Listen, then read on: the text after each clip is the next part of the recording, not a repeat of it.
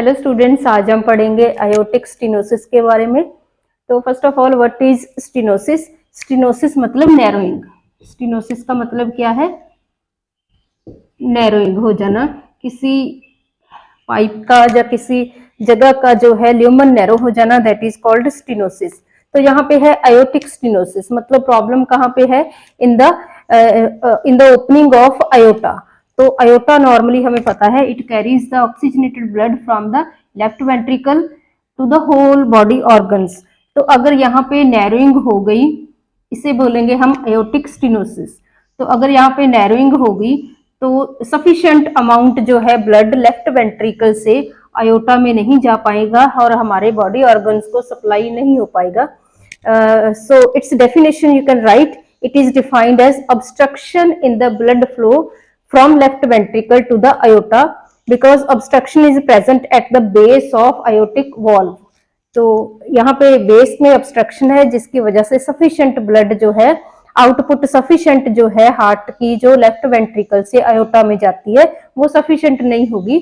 Aortic stenosis की अगर यहाँ पे प्रॉब्लम होगी तो यहाँ पे ऑब्स्ट्रक्शन कॉज होगी जिसकी वजह से सफिशिएंट ब्लड सप्लाई जो है लेफ्ट वेंट्रिकल से आयोटा में नहीं जा पाएगी। देन डेफिनेशन इसकी क्लियर हो गई। देन इसकी टाइप्स, इसकी 3 टाइप्स है। It may be valvular, it may be subvalvular और इट में बी सुप्रावाल्वुलर। तो हेडिंग से ही क्लियर है इसका। वाल्वुलर मतलब वॉल्व के, यहाँ पे जो आयोटिक वॉल्व है जो यहाँ पे गार्ड करता है, इस आउटपुट को कंट्रोल करता है। अगर वॉल्व के नजदीक यहाँ पे ऑब्स्ट्रक्शन प्रेजेंट है then that type is called valvular aortic stenosis. Subvalvular, if the obstruction is present below the aortic valve, that type is called subvalvular aortic stenosis. Then third type is supravalvular aortic stenosis. Supra मतलब above the valve। तो valve के above अगर obstruction है, narrowing है, तो उस type को हम बोलेंगे supravalvular aortic stenosis।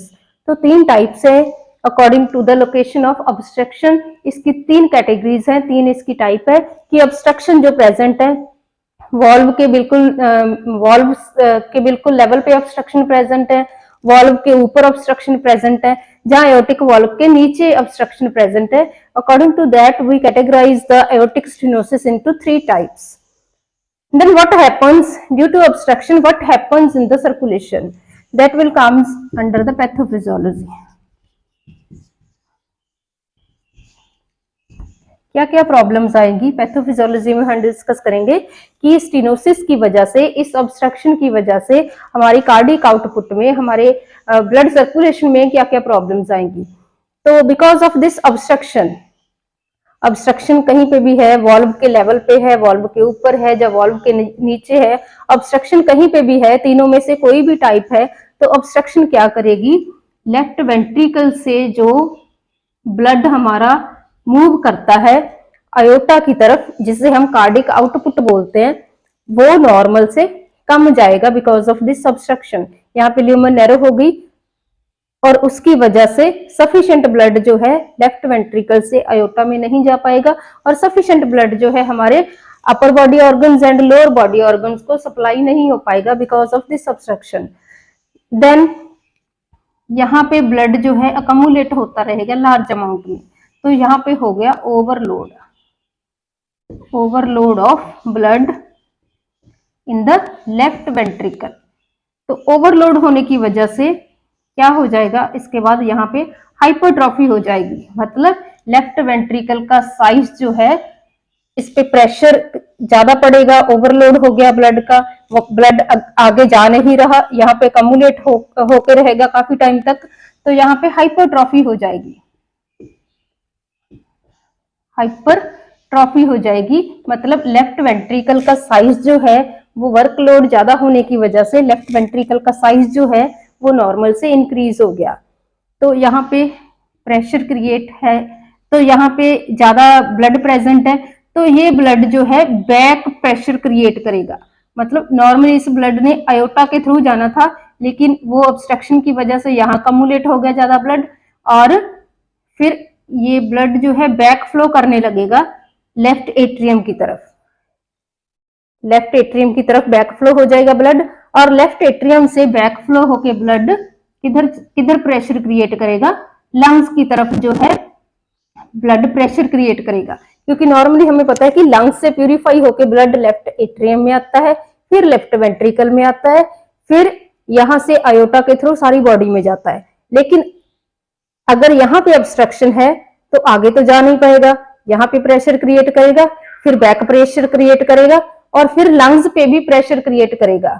कैसे प्रेशर क्रिएट करेगा, यहाँ से बैक फ्लो हो गया ब्लड का, तो यहाँ पे जो है ओवरलोड हो गया, और यही बैक फ्लो जो है लंग्स की तरफ ब्लड भेजने लग जाएगा, तो लंग्स पे प्रेशर क्रिएट करेगा और बेबी को लंग्स की प्रॉब्लम आएगी, डिज्निया वगैरह की प्रॉब्लम आएगी, रेस्पिरेटरी फेलियर हो सकता है, डिज्निया हो सकता है बेबी को, और बच्चे को जो है एक्टिविटी इंटॉलरेंस की प्रॉब्लम आएगी। कुछ भी एक्टिविटी करेगा तो बच्चा जो है डिज्नी स्पेल फील करेगा। तो ये फर्दर हम क्या क्या प्रॉब्लम्स आएंगी वो हम डिस्कस करेंगे हमारी जो है क्लिनिकल मैनिफेस्टेशंस में। तो पैथोफिजियोलॉजी में क्लियर है, if there is obstruction present at the aortic near to the aortic valve, then sufficient blood will not pass from the left ventricle to the aorta, and this will result into overload of blood in the left ventricle, which result into hypertrophical changes, means increase the size of left ventricle, and then after some time there will be backflow of blood towards the left atrium, and from the left atrium to the through the pulmonary veins it will create more pressure on the lungs, that will result into respiratory problems. So this whole thing we have discussed, जो भी हमने यहाँ पे discuss किया है इसको step by step जो है आपने पैथोफिजियोलॉजी में लिख देना है कि क्या क्या प्रॉब्लम्स आएगी। अगर ये ब्लड आगे नहीं जा रहा तो पीछे जो है बैकफ्लो होकर ये प्रॉब्लम क्रिएट करेगा। So this is all about pathophysiology. Next about clinical manifestations. The next about the clinical manifestations. In the starting the baby will be asymptomatic. ये जो बच्चा है asymptomatic रहेगा, मतलब कोई साइन एंड सिम्टम शो नहीं करेगा, because if the problem is mild, तो अगर सीवियर प्रॉब्लम है तो baby sign and symptom show करेगा, otherwise baby will be asymptomatic. और स्टार्टिंग में जो प्रॉब्लम है यहाँ पे कार्डिक आउटपुट जो है नॉर्मल से कम है, नॉर्मल से कम ब्लड सप्लाई जा रही है एओर्टा के थ्रू ऑल बॉडी ऑर्गन्स को। तो स्टार्टिंग में अनीमिया वाले सिम्टम भी प्रेजेंट हो सकते हैं, लाइक बॉडी ऑर्गन को सफिशिएंट ब्लड सप्लाई नहीं जा रही तो बॉडी जो है may be pail in colour होगा, बच्चा इरिटेबल होगा, लेथार्जिक होगा, हाइपो में चला जाएगा, हाइपोटेंशन होगी उसको ना, हाइपोवोलीमिया होगा।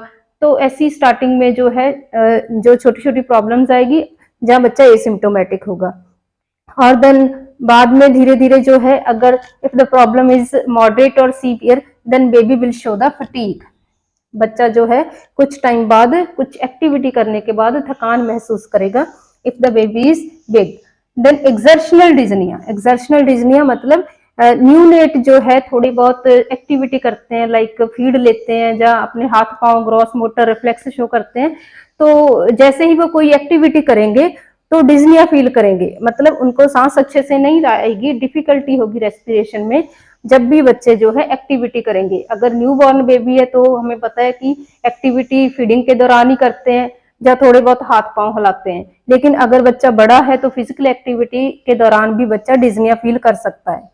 Then syncope, because there is less blood supply to the body organs, then baby may lose consciousness at any time. अगर वाइटल ऑर्गन्स को ब्लड सप्लाई अच्छे से नहीं होगी तो देन जो है बेबी कभी भी खेलते कूदते अपनी जो है कॉन्शियसनेस लॉस कर सकता है, that is called syncope.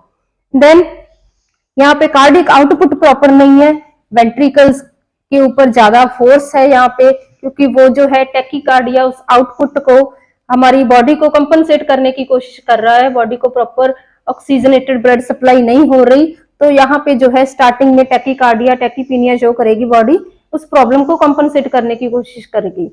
Forceful activity करते करते कई बार कार्डिक फेलियर की प्रॉब्लम भी बच्चे को हो जाती है in the early neonate time में। So this is about the clinical manifestations. The next about diagnostic evaluation, कैसे इस प्रॉब्लम को डायग्नोज करेंगे। This problem can be diagnosed during the physical examination. Physical examination जब कार्डिक एग्जामिनेशन करेंगे तो वहां पे मरमर हार्ट साउंड सुनाई दे सकती है, तो उसके बाद जो है ईसीजी करवा के देखेंगे बच्चे की, ईसीजी में शो हो जाएगा लेफ्ट वेंट्रिकुलर हाइपरट्रॉफिकल चेंजेस।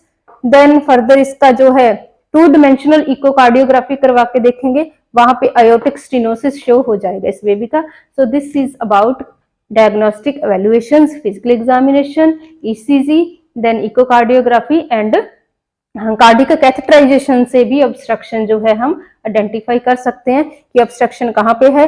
और इको से अगर कोई और साथ में कोई सेप्टल प्रॉब्लम तो नहीं है, इकोकार्डियोग्राफी से वो भी क्लियर हो जाएगी। देन अबाउट द मैनेजमेंट, कि इस कंडीशन को मैनेज कैसे करेंगे।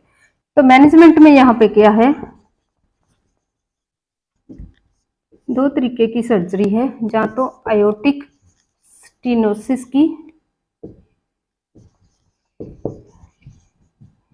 रिपेयर करेंगे हम, जहां हम बैलून डायलिटेशन करेंगे।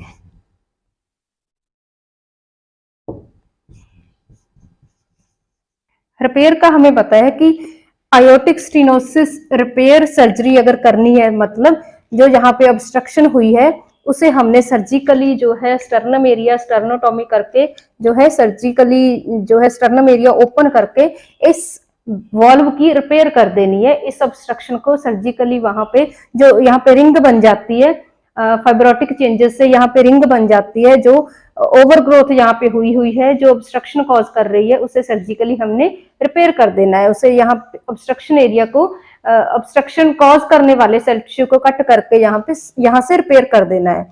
देन बैलून डायलिटेशन में क्या करते हैं, कैथेटर जो है फिमोरल आर्टरीज के थ्रू कैथेटर हमारा आता है, जिसके जो है टिप पे बैलून लगा हो, तो वो कैथेटर जब यहाँ पे पहुंचेगा तो उस बैलून को क्या कर देंगे, इन्फ्लेट कर देंगे। तो जब वो बैलून इन्फ्लेट हो जाएगा तो इस एरिया को वो डायलेट कर देगा, और फिर जो है जब ये एरिया डायलेट हो गया, देन यहाँ से ब्लड का फ्लो जो है इजिली जाने लगेगा। जो ऑब्स्ट्रक्शन की वजह से ब्लड का फ्लो कम हो गया था वो सफिशिएंट जाने लगेगा, and that surgery is called balloon dilatation surgery. So यहाँ पे सर्जिकली मैनेजमेंट ही है, या तो रिपेयर कर देनी, जो ऑब्स्ट्रक्शन वाला कॉज है उसे हटा देना, जहाँ बैलून डायलिटेशन की हेल्प से इसे डायलेट कर देना। सो this is all about the aortic stenosis. तो होप सो ये टॉपिक जो है आपको क्लियर हो गया होगा। So thank you very much.